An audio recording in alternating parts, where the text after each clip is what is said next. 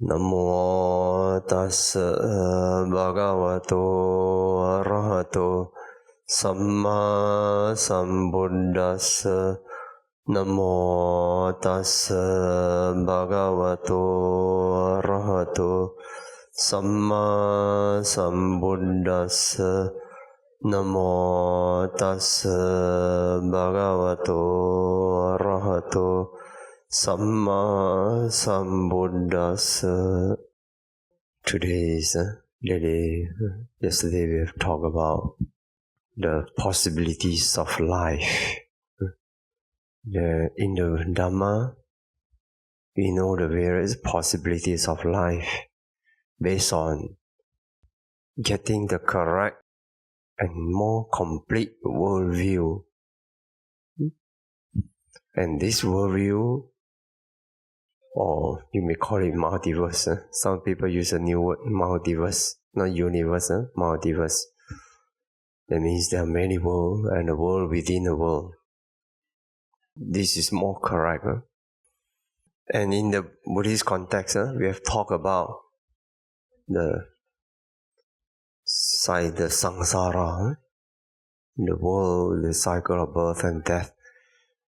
And the Buddha told us, and it has been verified by many modern and ancient and modern practitioners, that the world is not only human, not only animals. We have the devas, we have the brahmas, and we have the hell, we have the ghosts, we have the asuras as well. So many different levels of the world. And also knowing that our life, there's always a possibility to go through, to be reborn in any part of this world. And we also talk about the possibilities of life and how human beings, as we have, actually yesterday I made a mistake. Our Siale correct me correctly. It's not only two types, three types. We have a rootless being, two-root being, and human being, and three-root human being. Three-root means non-greed, not anger, non-delusion. Non-delusion means wisdom. So, because of the possibilities of life, we know what we are capable of. And we know what to do about it. That we human beings need not remain our life as human being only. If you are not careful, then we can go down, of course, but we can strive and aspire to be reborn in a higher being like devas, like Brahma, like Arupa Brahma. So now, not only we talk about possibilities as dreams, as possibilities, is it only possibilities and based on chance? Based on chance we be reborn there? No. There is a science behind it. Why we end up here? Why we end up there? Why we end up having such a nature, such a character? This is not by coincidence. Not without reason. Not without cause. There are causes. So, as disciples of the Buddha, we inherit a practical, pragmatic approach from our teacher, the Lord Buddha. That is no point talking about possibilities when we don't know how to work towards it, towards a higher, better possibilities. So for today's talk, the road, where's the road ahead? Heading towards the destiny we choose, the direction we choose. Sometimes we use the word the road, or we use the path. It means the same thing. But path, usually sometimes we use it specifically for path knowledge. Sotapanna path knowledge, the enlightenment stage. Sakadagami path knowledge, Anagami path knowledge, and Arahanta path knowledge. So this is sometimes the path is a bit specific, but otherwise generally we can use it equivalent to the road. But if specifically, you can also refer it to the path. But usually if you talk about the path, we use plural because there are 4 paths. 4 paths. So it's okay. Basically, we can also mean method. Method. What is this thing called method? You see, in other religion, which is based on belief system, they don't talk so much on method. Because belief is a method. If you believe it, then you do according to your belief, that's it. Everything is finished. No question about it. Don't question, don't ask. Nothing to verify. You have to believe. Don't try to question the creators. Don't. He has his purpose. Whatever he does to you, or he did to you, he has his purpose. Even if you end up born as a handicap, he has his purpose. If you have a miserable life, he has his purpose. So you're not supposed to question. But that's not in Buddhism. We care a lot about the science. We care so much about science. What is science? Science is something that is verifiable, that can be proven, that one can achieve all other people if having the same causes can achieve as well. That is science. If it is belief based on favors, okay, if God have grace on you, do they use the word grace? I say, grace, how they shower grace or what grace? Give you grace. Give you grace. God's grace. The Christian, they say, God's grace. Grace. And then you have it. So your job is to please the God. Please the Creator. But not in Buddhism. Then why it seems we are also pleasing the Buddha? We bow to the Buddha. No, we bow to the Buddha because of the science also. Because of our need only. Because not meeting the Buddha in person anymore. Surely we have met the Buddha in the past. But now, no more. Out of the nostalgic feeling and the feeling of respect. And we want to generate the wholesome qualities in us, we bow to the Buddha only. Not that the Buddha need our bow. No. You can bow, you no bow, no difference. If you bow to the Buddha every day, and if you do the bad things, bad karma, same, you have to suffer the result. Not because of bowing to the Buddha, you can escape from the result of karma. It is the karma that works, the nature that works. Of course, bowing to the Buddha is good for us. It's always, when we bow to the Buddha, we always recollect the Buddha's virtues and incline our mind towards the Buddha's qualities. This is what we need. We try to regard as if the Buddha statue is the Buddha himself. Even to the point we offer food. We know the Buddha, the statue never eat your food. Right? Sure we know. All of us know. I don't believe any Buddhist, when they offer food in front of the Buddha image, is so naive to believe the Buddha eat your food. The Buddha already needs you to eat. No. He has entered into Parinibbana. No more coming back to look at you who offer me food. No more. We need that. We need that feeling. We need that inclination. That's it. So, based on the belief system, it's different. Belief system is grace, God's grace. If you please me, okay, I'm happy. That's it. You have everything you want. I even give you special treatment, like the Jews believe. The Jews believe Jerusalem was given, to the Jews. There's one congressman in America, a Jew. They took out the Bible, the Old Testament, and put there. This is the land grant given by God. That says that Jerusalem was given by God to the Jews. So Jews are specially selected race by the God.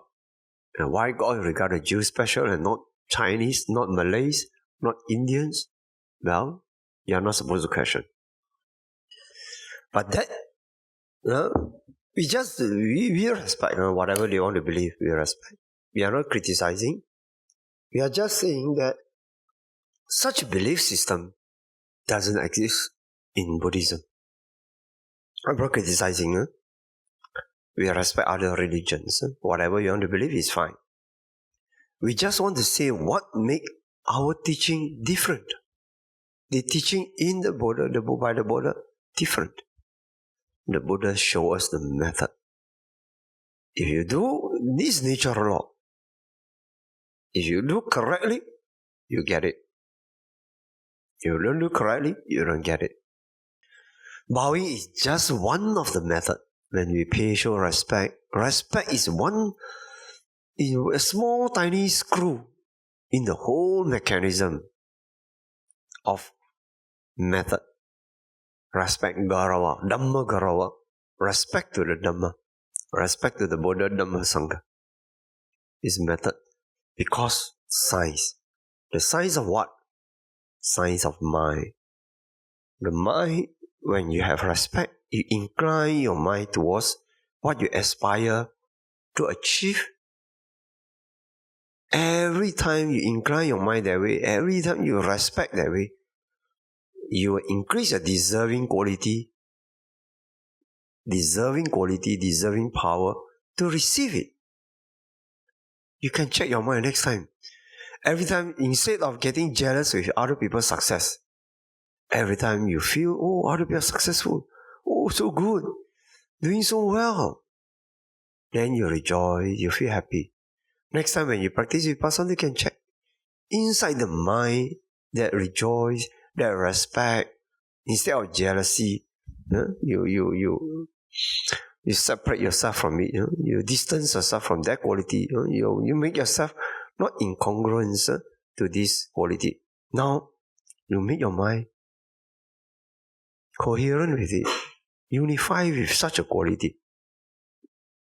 Try to see how it works on your mind. You check for it for yourself.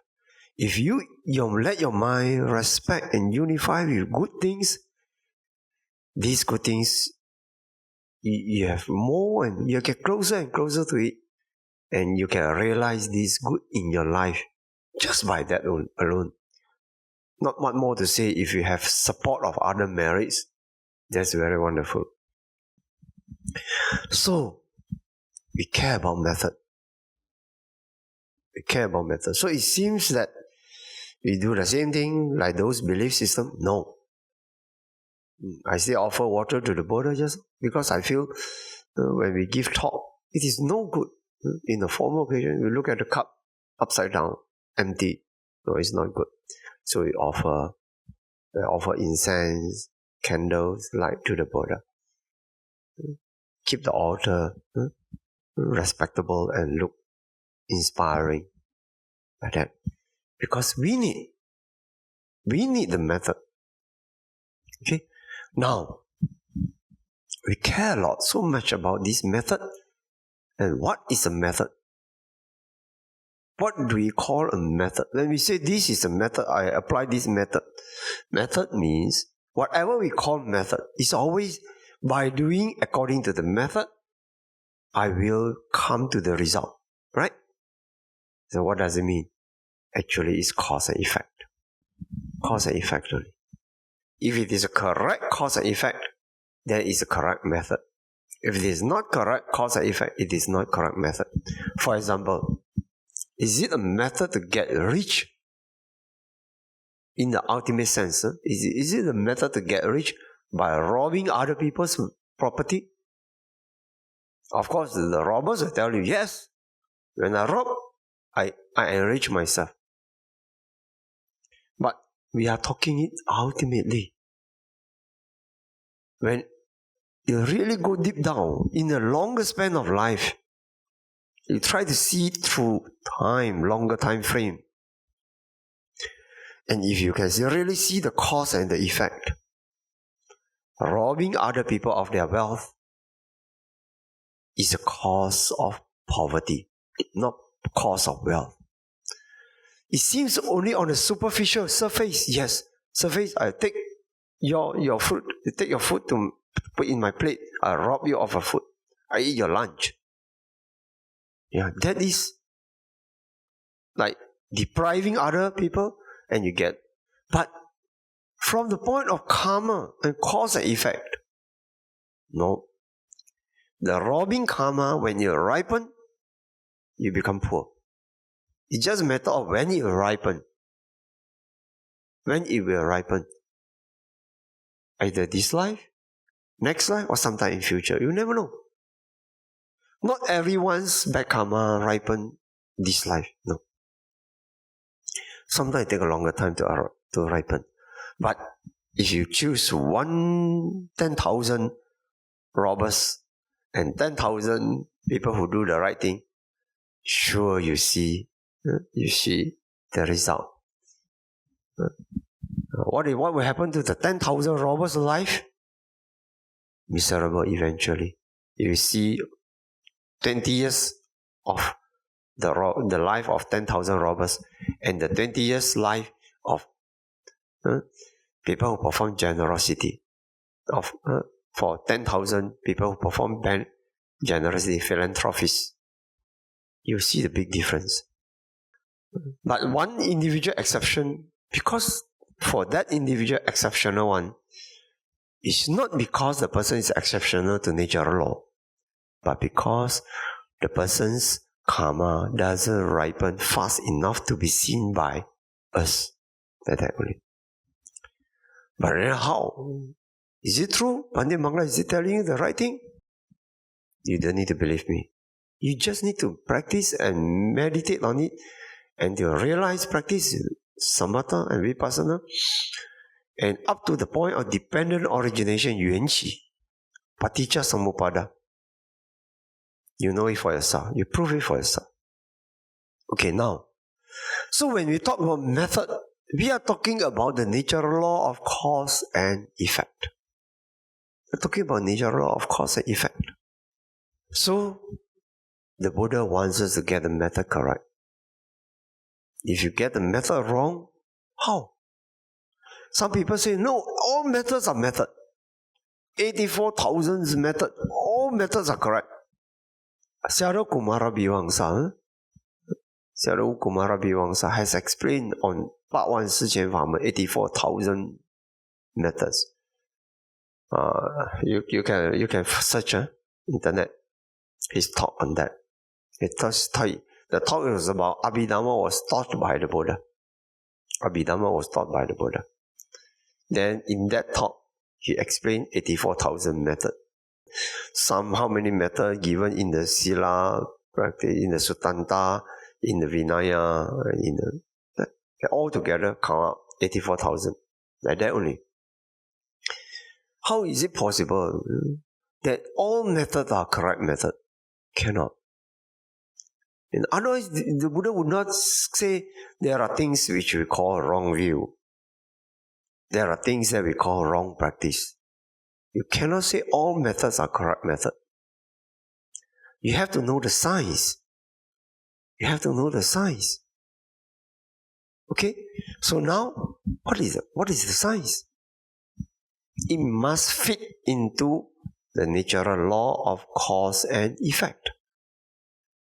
Whatever method we apply must fit into the natural law of cause and effect. For example, now, you want to practice to achieve jhana, right? Okay, first now you pay attention to your breath. Okay? We take breath is because it's moving, it's easier to focus. If you take let's say your ear, how to focus? Some people take this part, not easy to focus. Yeah, possible. Some Indian practice, they take this chakra and focus here, then they get light. But that's not, we don't take responsibility for such practice. If you do it here, we tell you, you can go somewhere else to practice, not in Dhamma earth. But we know that in the Indian yoga, Indian yogi, some practice using this part as point of concentration. We are using the breath because the breath is, as it's moving, It's easier to arouse the mindfulness towards it. And some people say, no, I do my mindfulness of breathing this way. Breathe in, go in, to the stomach, and breathe out like that. They say, this is also Part 1 Shixian Famen, this is also correct mindfulness of breathing. Then we say, what is the purpose? What is the science? Oh, I want to enter jhana. I affirmatively doubt. Not possible. Why? Because it is not scientific to... It is against the science of jhana. When you pay attention, going into the stomach, coming out, you have some kind of concentration. We always have some kind of concentration. As long as we can fix our mind on something, there's some kind of concentration there. But that's not the way to attain jhana. Similarly, Tai Chi. Tai Chi, is it good? Tai Chi, is it good? Oh, very good. I also do it. I also do, no? But I don't do it with the purpose. I do it with the purpose for health. I never intend to do it with the desire to attain jhana this way. Why? It's not possible to attain jhana this way. Why? Because it is not according to the science of jhana. And why breathing is possible? Why breathing is possible? Provided we do it correctly. We fix a point here. Either here also can, here also can, right nostril also can, left nostril can, a little bit inside also can, a little outside also can. But don't keep changing. One sitting, you change one time, it's okay. Left, then suddenly right also clearer on the right. The maximum you change 2 times. Don't change too frequently. Yeah, sometimes our energy move left, then after some the right is possible. Sometimes this side very clear, and then another side clear. Okay. So some people, they like to take center, like me. Take center. Here. So no matter whether how you change also, I don't care. Center is always a point, merging point. Okay, focus. Easy. But some people no. Some people, they if it's clear here, they focus here. Clear here, they focus here. Inside or outside, a little outside. It's okay. The idea is the same point, not the changing point. Remember, when I guide you all in meditation, I told you, be a gatekeeper. So the gate is always the same, not changing. Be a gatekeeper. So this can be a gate, this can be a gate, this can be a gate, this can be a gate.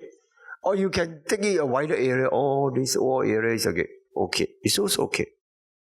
Depends on individual preference. But the idea is a fixed point. So when it's like fixed point, the air go in and go out, you are like doorkeeper, just got here. The change is minimum. The perception of change is minimum. But some kind of change arouses mindfulness. But because the change is minimum, because it's a static point here, your mind tends to calm down and try not to change. Try to be monotonous. When you get monotonous, then our mind quiet down. Now, no breath, this breathing is an object activated by our mind. A dead person, no breathing. Only living person have breathing. And, okay? So, because it's activated by the mind, when the mind calm down, you notice your breath get more and more subtle. 微细. 呼吸变微细. More and more subtle. So when it's more subtle, aramana pacayo takes effect. The condition, the object condition. Because the object is quiet, pay attention to quiet object, the mind get more quiet. But because this object is created by the mind also, so when the mind get more quiet, object get quiet. When the object get more quiet, the mind get more still. So it becomes a wholesome cycle towards immovable, unchangeable, static. And what is jhana? Jhana is the mind that is fixed and not changing. So, how can it be not changing? Object must not change. But we started with a changing object. But because the nature is so unique, the breath is caused by the mind, activated by the mind. So because the nature that the breath is activated by the mind, all the past Buddhas, they apply a very skillful way. Focus on a fixed point. So relatively it's not changing. When it's relatively not changing, the mind get quiet. When the mind quiet down, the breath will get more quiet. When the breath gets more quiet, the mind get more quiet. When the mind get more quiet, the breath gets more quiet. And eventually, that arouses strong concentration. And with that strong concentration, you start to see the invisible, the color of the air, the light that we call nimitta. And this nimitta is changed from one level to another level. Let's say there are many ways possible. It can manifest in many ways.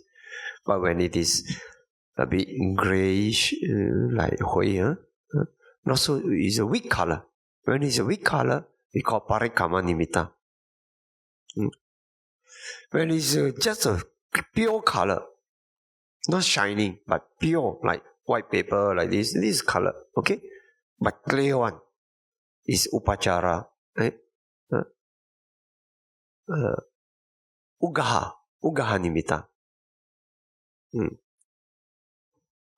Then, but when it is shining and brilliant or translucent, when it comes to this nature, having some kind of radiation nature, we call it patibhaga nimitta. It is this patibhaga nimitta is the object of jhana. So you are getting close to jhana. When your patibhaga nimitta appear, actually everything got light. Even this air got light. Everything got light. If your concentration is good, you can see light in the air. You can see the air moving. You can see even people's breathing also. Yeah. Everything got light. If your concentration is good, you can see light in everything. But for nimitta, not only it is a light by itself, because of the breathing, because of concentration, it becomes brighter. That's also.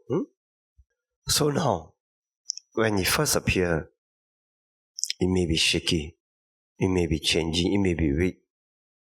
Then when you focus on it, when it flickers, and you want to focus on it, your concentration drops. Why? Because object is changing, unstable. The mind that focuses on unstable object ends up more unstable. So the concentration go down. It's the weakening cycle of concentration happen. So we tell people, if the object is not stable, don't pay attention to it. You may see a lot of light. It will, no matter how strong or weak, as long as it is not stable, it is not useful. Because you cannot use an unstable object as a base for arousing concentration. Why? Remember the mind science. The mind, that takes unstable object, the mind itself will become unstable. When the mind gets unstable, this object which is activated by the mind will be more unstable. So what do? We pay attention to our breath again, continue on a fixed point. Try not to, of course, don't chase away the unstable. Okay, you come, you go, it's okay. 你变我不变. You may change, I don't change. With this attitude. Okay, when the object is later, if you do it this way, don't be carried away, don't be swayed by this unstable nimitta. Then slowly, because of the mind, it continues to be stable. Remember, the nimitta appear because of concentration. So if we lose the way we practice in a stable way, then the concentration may fall. The more you chase after the light, the worse it becomes. Why? It is again the science. So now you tell yourself, 你变我不变, you change, I don't change, I stay put here. Anything outside this area is not my concern. You may be Deva, you may be the Buddha image appear. No matter what, pleasant or unpleasant object, not my job. My job is not to be carried away. I just continue to focus here. So because of the stability of mind, I call it 战略定力. I use a modern word. The unshakable, not being carried away, that kind of quality of mind. Sorry, I'm not going to be carried away. I will just do my job faithfully. You may come and you may go. I don't get shaken. I don't have the sense of gain and loss. No. You may come, you may go. I just do my job. Work on the causes. 在因上下功夫. When you work on the causes, eventually the concentration will increase more and more. Then you notice that this nimitta will naturally stabilize. If you can do that, sure, I guarantee you, sure. The nimitta will stabilize. If you don't get carried away by the flickering nimitta, you stay put here, be stable, be unshakable, don't get carried away, sure you will stabilize. Why? Science. Science makes it so, not anybody science. Because your mind is stable, the object ends up stable at that time. Stable object, you focus on it, suddenly your concentration will go up very quickly. Very, very quickly. Nimitta is better object than the breath in terms of arousing deeper concentration. Okay? So you do like that. So you know the method. So concentration. Don't be shaken. Focus. Then after some time, because of the focus, your mind absorbs and you get deep concentration. So you need to know the method. If you apply the wrong method, how? No way. So in the practice to arouse our mind quality, we need to know the science of it. And in the practice of using the mind, the highly cultivated mind qualities to pay attention to ultimate realities, like the realities of the mind and body, materiality and mentality, the consciousness, the various consciousness, the various mental states, 各种心识心所 Citta Cetasikas. You need to know. Then there's another science. You need to see changes. You need to see very fast object. Fast change you can capture. Using concentration power, you can capture, you can follow, you can analyze. Using the concentration power, you make marvels, actually. Makes marvels. You can perform so many things with the concentration. So the most valuable one is see through the superficial reality. Superficial reality is this very stable. But ultimate reality is very unstable. Arising and passing away all the time. So, now we need to know the method. How to cultivate our mind through, first, purification of virtue. Keep our virtue well. Then cultivate concentration, purification of mind. Why we need a pure mind? It is a pure mind that is powerful. The corrupted mind, defiled mind, cannot be powerful. It is strong and gross, but not powerful. Because it cannot penetrate reality. But it is a pure mind that can penetrate reality. So we want a powerful mind. By purifying it, we are empowering our mind to be able to see beyond the superficial reality, to see through. See the arising and passing away of all these phenomena. Then, having this concentration, we see, then we achieve purification of view. We see reality of life. We understand who Who is this thing that we call, I or you? Who are these? What is this? You can see clearly. Then we achieve purification of view. Then when we see how it came about and where is it heading to, that is purification by overcoming doubt. Kanka vitarana visuddhi.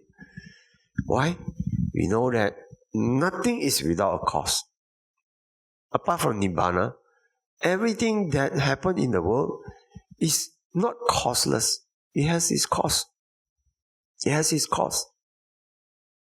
You have a cause, there's a conditions, then it produces result. So this knowledge is so important. Then when we have this, then we move on to a higher knowledge. Which we call purification by knowledge and vision of what is the path and what is not the path. Purification by knowledge and vision of the way. Purification by knowledge and vision, which is the enlightenment state. There's a state when you can come face to face and the mind taking the Nibbana, the unconditioned state as object, the peaceful element as object. So we need to know the method. The method is all this purification. So is it possible for us to crave for this result? No. You see, when you want to go study well, you have strong craving. I want to be number one. I want to get first class honors. Okay, you can crave and achieve. If you want money, you can crave and achieve. But not in this journey of purification. Why? Because the science doesn't work in a way that a defiled mind can see reality. No. It is only the pure mind can see reality. Because the destiny, our goal is pure one. The method definitely must be pure. How can you use a corrupted method to achieve purity? Not possible. So we need to know. That's why when we practice, don't practice with a greed or craving. I want to achieve nimitta. I want to achieve jhana. No. Then how? What will be our motivation? Is it not? Because all the while in our life, when we feel motivated to practice, to strive for something, it is always some kind of ego, some kind of craving for achievement, for result. Then spur us on.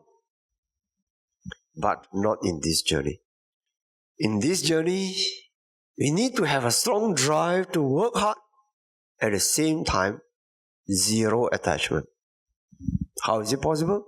Is it possible? You think you can do it? Can. The art of it lies in striving without attachment. 无住生心. 无住 means, in Chinese, 无住, not stay put, not stuck in somewhere. It means not attaching to anything. 生心 means arousing the mind to love, the mind to work, the mind to meditate, the mind to meet a teacher. So whenever we have a desire to do anything, we call that 生心. Your mind arise to do something. But 无住, don't attach. So this 无住生心 is used very much in the Mahayana school. In fact, it is also given in our Theravada text. Where? When the Buddha said, the Tathagata, the Buddha always referred to himself, Rulai, referred to himself, Tathagata, teach. When the Tathagata teaches, when people appreciate, the Tathagata is like that. When the people do not appreciate, the Tathagata is like that. It means the Buddha can never be shaken by the response of others. He has all the good heart to teach you, but if you accept, it's okay. If you don't accept, it's okay. Fine. That is 无住生心. 无住生心. You work without craving, without attachment. Do it without craving, without attachment. Try to understand this as early as you can before when you start the journey. Because if you only discover this much later, you have squandered a lot of your opportunity to cultivate the right effort. Learn to strive and make effort without attachment. All of us must learn it. And start realize this as early as you can. The earlier the better. So we say we need to know method, the science. If you don't know the science, no matter how hard you work, the mind gets more and more defiled. We always want good result. It's not wrong in wanting good result, but that wanting must not have attachment. If you learn Abhidhamma, it's very, very clear. In Abhidhamma, our mental state, we have one called Chanda. Yu, translated as Yu. This Chanda, it can associate with wholesome mind, it can associate unwholesome mind. Wholesome also have Chanda. It basically means the desire in the mind to go to do something. That is Chanda. Do you have a desire to listen to Dhamma? To practice, to try out this meditation? Yes, that is Chanda. How can you have no Chanda? No Chanda, you cannot live. You cannot do anything. Even you want to eat food, you must have the Chanda to eat. The desire to eat. So it is not wrong in having Chanda. What is the wrong when we say, oh, this person greedy, this person craving, you suffer so much? That is lobha, greed. In Abhidhamma, in the science, in Buddhist psychology, this is very clear, very distinct. Craving, lobha. You want something, you hold on, you don't let go. You don't let go. When we have the pure Chanda, just do. You want to drink, you drink. You want to drink, you drink. You just drink. You don't need to feel the craving for it. You just do it out of need. You can earn money. Nobody say as a Buddhist you cannot earn money. No, that's wrong. You can earn money. But no need to suffer, be enslaved. So no need to be enslaved by money. You know money is going to serve you good purpose. You don't need to enslave yourself. You are the master. You use it for your good. It's okay. So now, the method is important. The science is important. So again, we see many yogis when they practice along the way, so much 患得患失. Chinese, 患得患失, you know the meaning? Like you getting and not getting, I have, I don't have. Or you feel 患得患失, like as gain and loss. Strong feeling of gain and loss. Or suddenly you feel you go and get it, or you're so happy, elated. And another moment you feel you don't get it. And you feel dejected. Actually, if you practice with the mind, 无住生心, these complicated emotions will not come to your mind. Well, I just work on my courses. Why crave? Why jealous? Why feel inferior? Why feel superior? No need. Because from the very beginning, you have established a right view of the practice that we are working based on the law of cause and effect only. We are working according to natural laws only. We are working according to science only. So, why get feeling, good or no good, or, a sense of loss, or blame yourself, self-blame, or sense of shame? No need to have all these complicated emotions in the Dhamma practice. No need. We don't need this. They never add a positive point to our life. No.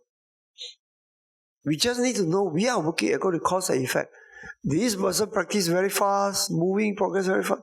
Because this person has his parami, either practice bring forward from the past or whatever. No result is without cause. Every result it has its corresponding causes. So you don't need to be upset with what happened to the people around, what is said by this person, what is said by that person. You don't need to be affected at all. And even if you want to be influenced, you choose to be influenced by taking it correctly, with wise attention, with the effect of arousing good qualities in us. Like that only. So know the signs. If you don't know the signs, you don't care about the signs, you work so hard, and the result is only a little, or sometimes even harder. Just like giving. Some people like to serve, they like to give. Serving is Vyavacha, service. Giving is Dana. Generosity is Jaga, kind. Okay. So people don't understand what is Dana. Do you know what is the my quality that produce the merit of Dana, giving? Do you know that? Alobha cetasika. Non-greed mental state. Because of giving, you can give away what you like. You are giving, you are overcoming your greed.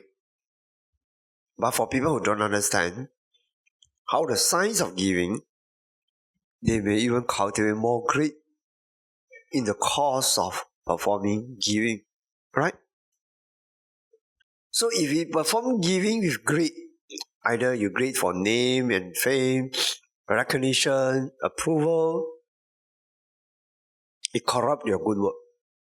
Sometimes the good work still remains some kind of good work. It's still some kind of giving merits you have, but corrupted and defiled by the greedy attitude. Because of not having wisdom, not knowing the science in the good work. That's why we care a lot about science. We care about the law of cause and effect. We care about how these merits mechanical. It produces a result. It's a mechanism. Like that. No. So, we care about the method. So now, the method is like that. I summarize. I have explained a little bit about the method of concentration, which means try to prolong the time of focusing on a stable object that you arouse concentration.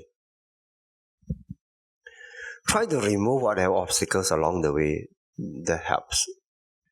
And eventually, the method to achieve enlightenment is not common kind of a 玄悟. Some people say 玄悟, 很玄, 很 metaphysical, very strange, no way to know. This kind of enlightenment is what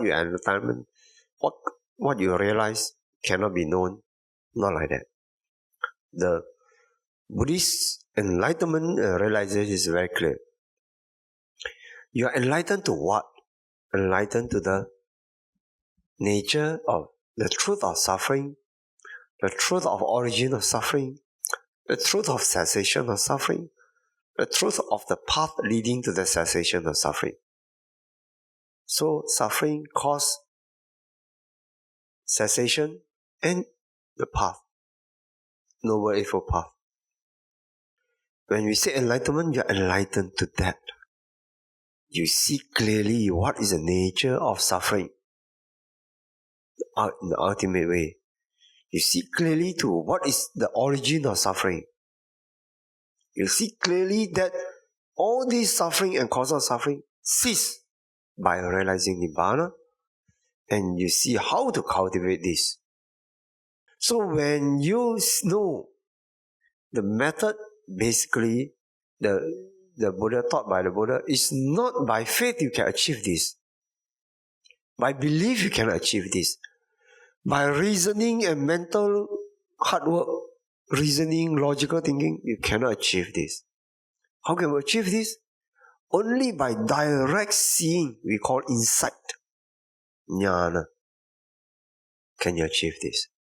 So, we have to be very faithful and try not to do the work of bhavanamaya panya, the seeing things as they really are with wisdom, and try to bypass the hard work and try to just think and come up with a philosophy, come up with a lot of books.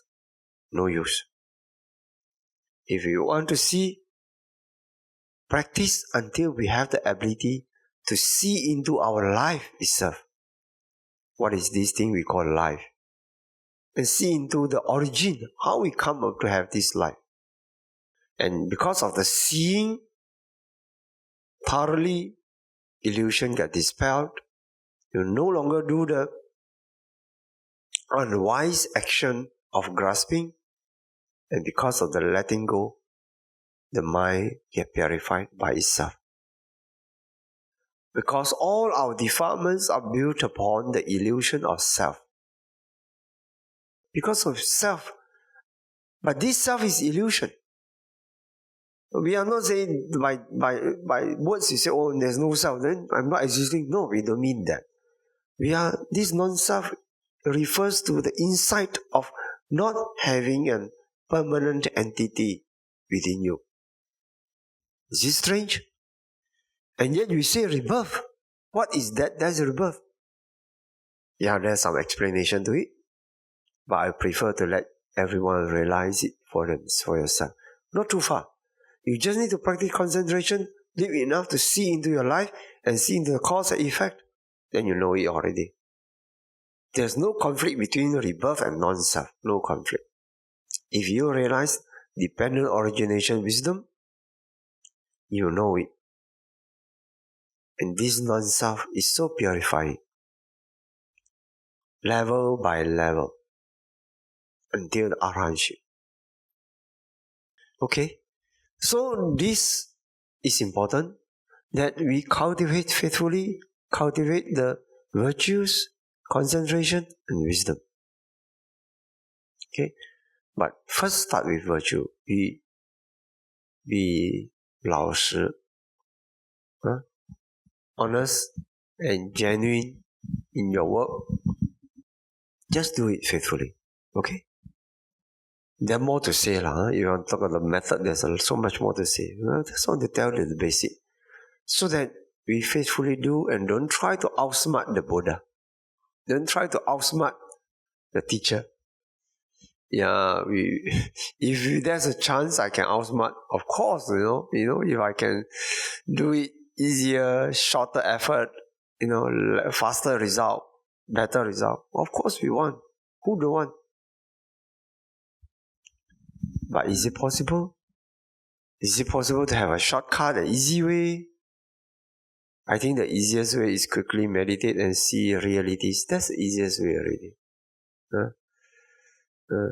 Okay, anyway, the method. Today we talk about the road, the path, and the method.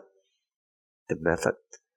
So, make sure when you attend interview or you ask question, always check this out. Okay? So that you don't get misconceived ideas, misperception, and then apply a wrong effort. We are talking this for you to apply right effort only. If you don't know the science, sometimes in the journey to achieve certain Dhamma result, we end up doing the opposite. That's a pity. You work so hard and yet not working correctly. Isn't it so? So we care a lot about method and make sure every step of the way we are doing it correctly. We are cultivating a right effort. We are getting nearer and nearer to realize Four Noble Truth. Okay? We end the talk today. Any question from the floor? The difference between Asubha Sanya and Asubha Bhavana. Asubha Sanya is a perception of impurity. It refers to the perception. Bhavana refers to the practice.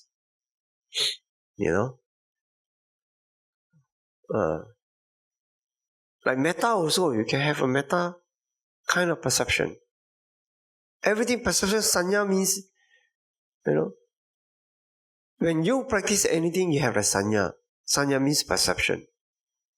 So when you practice Asubha Bhavana, you have the Asubha Sanya. But one is the practice, one is the perception from the practice. Like that only. A bit similar to, like, suppose now you walk up from Pindapata Hall up here. This is a road you walk. Okay? What is the difference between walking up here and the strength of your leg? Something like that. It's different. It refers, because you walk up, you exercise using your strength of your leg. You practice Asubha Bhavana. When you practice that, your mind, your perception apply on the Asubha object. Because apply your mind on Asubha object, you get Asubha Sanya, Asubha perception. Okay? Sadhu, sadhu, sadhu. Some people, they don't take any meditation object. They just let the mind relax and calm down and settle down. And just by that alone, they can see light. How to explain that light? Purity sometimes. Purity of mind. Yeah, sometimes, in fact, light is quite common. And in fact also, crazy people got light also, no? Don't think only the wise people got light, huh? Not only. Crazy also can. When you go mad also, you see a lot of light also possible. When we talk about the light, it means a pure one, a good one. Arising out of pure mind. So when the mind pure and you calm down, the mind naturally settle and compose. If the mind is pure and concentrated, the mind by nature it has a light. It's brilliant. It is our defilement that cover up. If the mind is purified, get rid of all these impurities, it is bright. It is bright. So like that. But we practice to master the light so that we can use it as we wish. We can call it up as we wish. So it's actually kusala citta, right? Yeah. If the mind is calm, quiet, and even like our preparation towards meditation, the third stage I guide, you let go, fang kong, fang song, you let go, what come. Yeah, at that stage, sometimes people already achieve light also. And sometimes people achieve light when practice metta also. Why? Because of purity. Bhante, I want to continue the question that Wei Jie asked just now. So in that sutta, Dasa Sanya Sutta, right? There's one sutta that talks about then Anapanasati is inside also. But then Anapanasati is Bhavana also, right? Or is it a Sanya? Anapanasati is a practice. Usually you don't call Anapanasati Sanya. Because it's a practice to get concentration. But Asubha is a practice, but because of the object is Asubha produces the perception of Asubha. Anapanasati produces concentration. Of course, Sanya is all the time with us. 5 aggregates, Sanya is one of the 5 aggregates. Perception. For example, when you Asubha Bhavana, when you practice Asubha, you get it. But after you practice, you may have in your record, in your mind, Sanya. So sometimes, even without special effort to practice it, if you call upon it, it appears. Well. For example, there's one practitioner in the past, I remember I read that story. He saw an Asubha object. Asubha object is a corpse or something. He saw it. He didn't specially train to practice the Asubha Bhavana. Bhavana means meditation.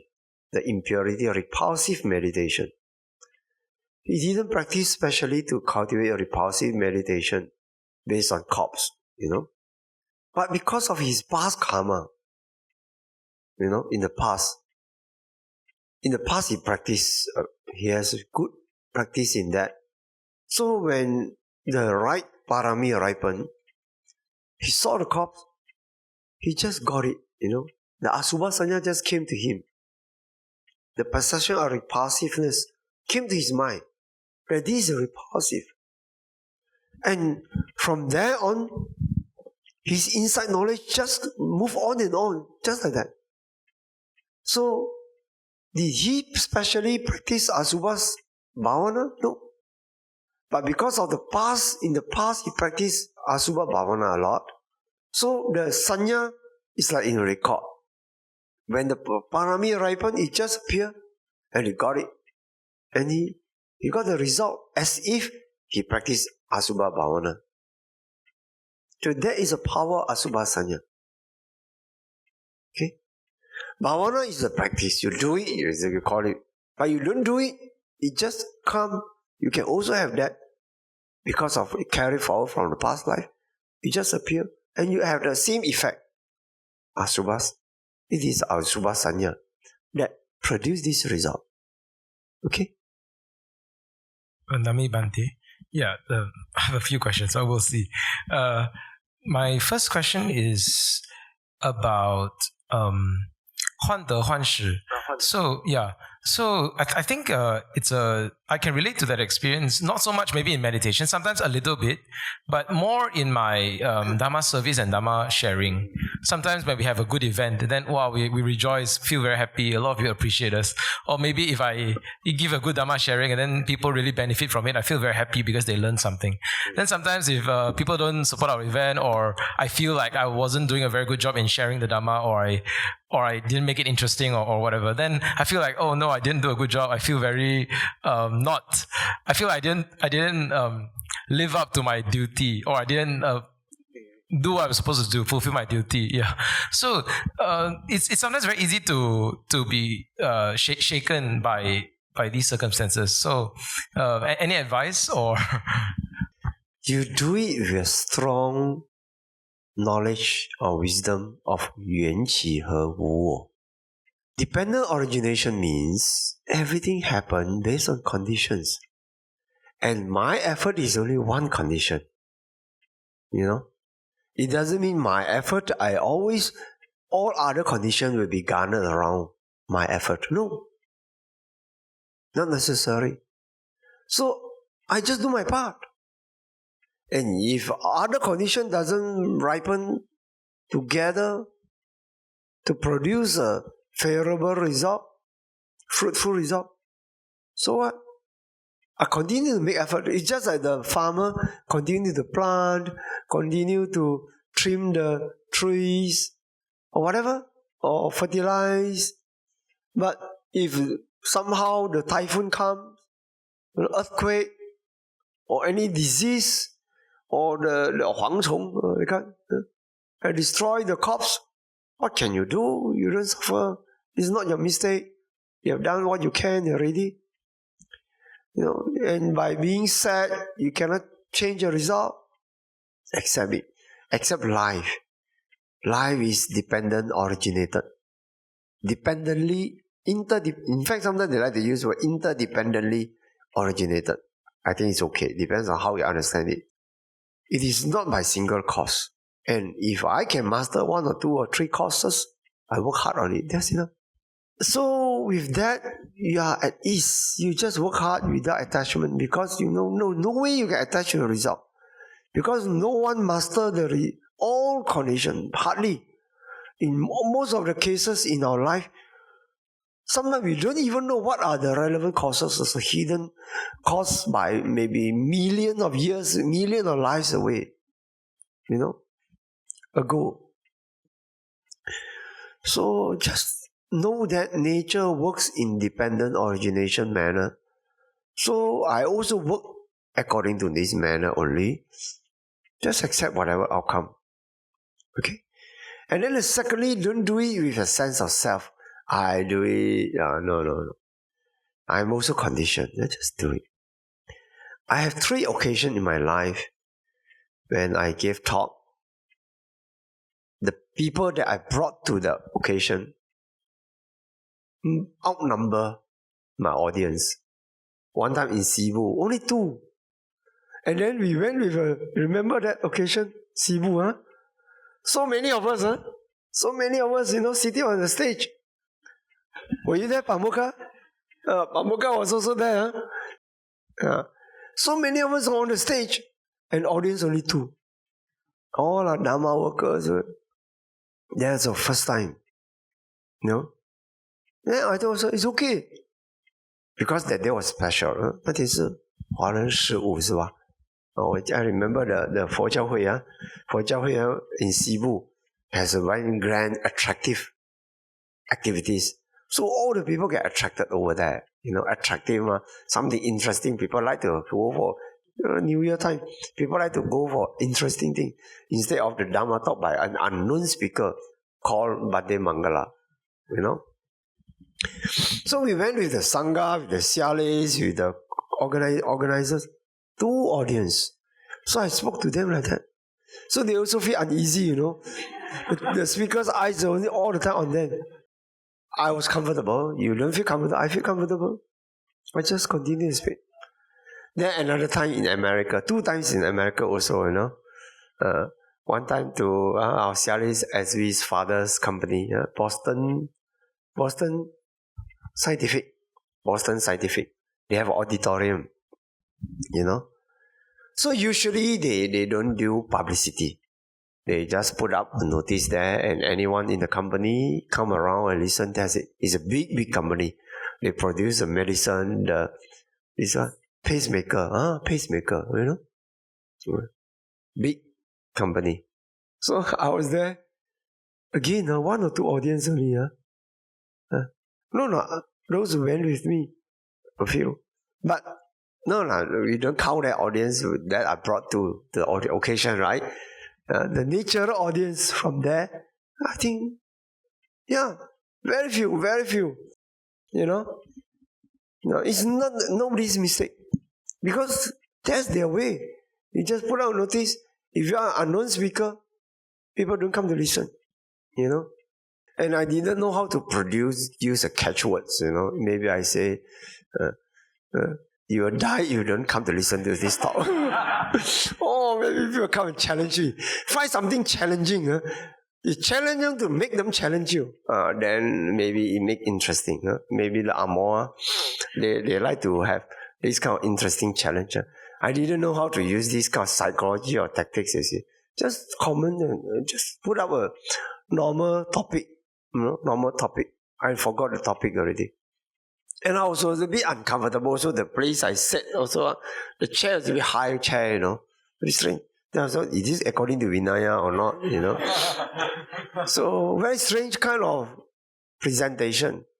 I have never experienced such a presentation. But I said, well, since I'm here, I just better do it. Talk later. So just talk. Continue.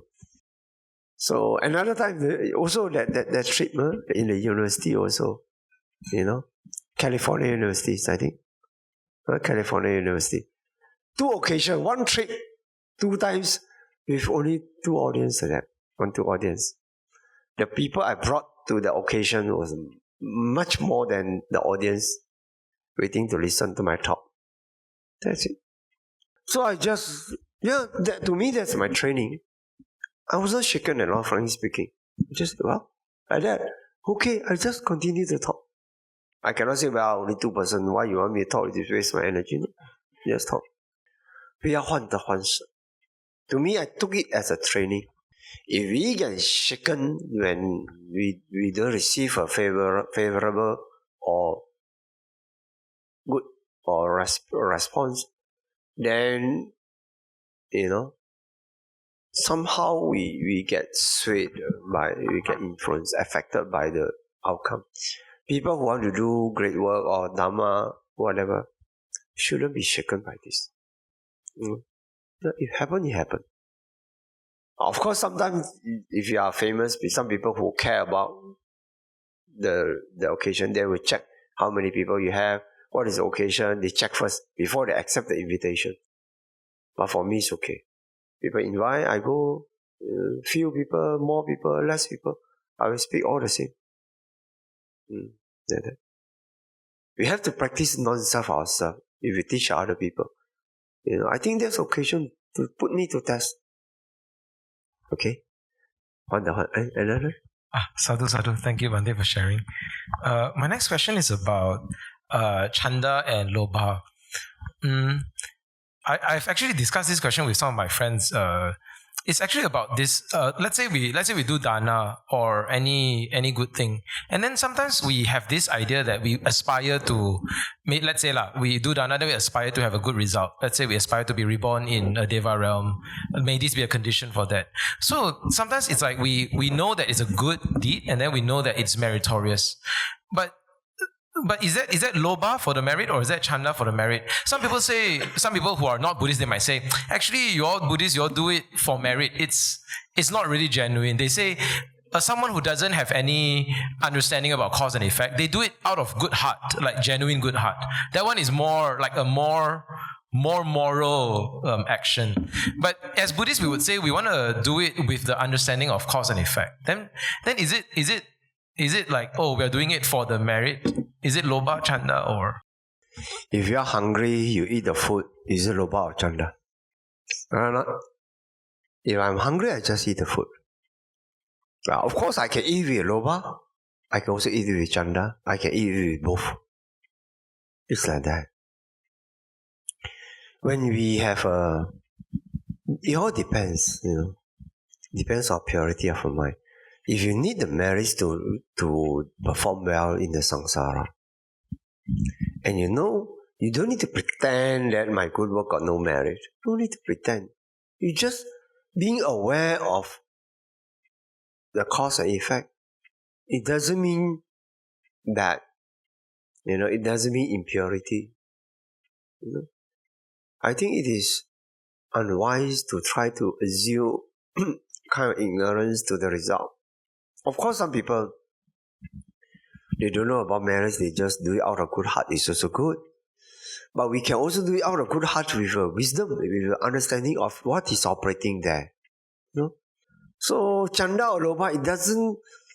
I think there's a problem in the modern world today for those who learn Dhamma. 以形判性. 以形, 外形, 判形. Because of this appearance, this kind of behavior, the mind must be like that. No. 以形判性 is very mistaken. Very mistaken. You can do the same work. Two persons can do the same work with completely different mind. If you do it with a mind of good heart, really good, but at the same time, I'm also aware of the cause and effect result. What's wrong in that? So when you do it with the understanding of cause and effect result and the wisdom of the mechanism, you have one extra point, which is wisdom. If you do it out of good heart but without understanding, it's only good heart. 修福 and 修福修慧. 福慧双修. So, of course, there are people, because of understanding of the merit, and end up very calculative. Yeah, some of my disciples also, they're very calculative, thinking, like this, more meritorious, plan. Sometimes plan too much. So I said, well, are you helping me? We want to do the good work only. So sometimes they destroy their merits when they're too calculative. They weaken, not destroy, they weaken their power of the merit. We do it with a good heart, but at the same time, we understand the cause and effect. That's it. Okay? Is it possible to have lobha for merit? Because sometimes, in my own experience and also some of my friends, sometimes we do it out of fear, like, oh, if I don't do this, then I'll get bad karma, or if I don't do this, then I lack merit, kind of thing. So maybe that's lobha. I'm not sure. Like, how do we practice dana or meditation or good karma in a way that we avoid having the lobha? Actually, not easy for common people to say, completely I don't want to have loba. The right way is, if it is a good work, you do. If loba arises, you just take note of it. Oh, the loba is arising. No, it shouldn't be. In fact, when you are aware of the loba, you are actually conquering the loba every time. The greed. Loba means greed. Every time you are aware, the aware knowledge, the wisdom already replaces the thought process of the loba. So you cut the thought process of loba into pieces, by your insight and being aware and mindfulness of it. I think the more you do it, the more it gets thinner and thinner and fade away. Yeah, that's very helpful, practical. Thank you, Bhante. My last question, I'm not sure about others, but my last question is about xuanwu, mystical knowing. Enlightenment. The other day I was having a Dhamma discussion with a friend, and he asked me, would you say that enlightenment is a mystical attainment? Then I sort of said to him, I'm not sure. It depends on what you mean by mystical. So Bhante was saying Nibbana or the enlightenment is understanding the Four Noble Truths, and it's not a xuanwu. Sometimes when I think about it, maybe I'm thinking too much about it, but sometimes when I think about it, Nibbana sounds very mystical. I'm not sure. You're realizing something that is like, I don't know, 不生不灭, no birth, no death. I don't know. But how would you distinguish between like xuanwu, like mystical knowing, and the knowledge of Nibbana? Like how would that be different? Yeah. This word is used by people who don't see. But if it is something which actually not there, and people fancy it to be there, that is definitely xuan. But if it's actually there, but you don't see, then it is not xuan. Xuan for you, but not xuan for the enlightened being.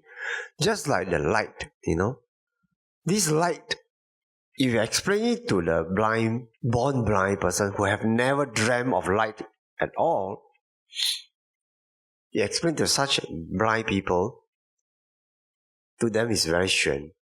You say, it can penetrate the wall, and then this wall can penetrate, that wall cannot penetrate. Then it's very xuan. He tried to imagine, unless he had dreamt in a dream, light, he dreamt of light based on past life experience, possible. But otherwise, if he has never dreamt of light at all, you explain the light to the blind person, what is color, he will think it's very xuan. But is it xuan? No. It is as sure as anything for those who have eyes. So no xuan. So Nibbana, for those enlightened beings, is never xuan. But for those who have not come to it, then it's xuan. Because you try to use Sutta Cinta Maya Panya, thinking wisdom, to imagine the Bhavana Maya Panya, So, xuan or not xuan is a term. What we care more about is it verifiable?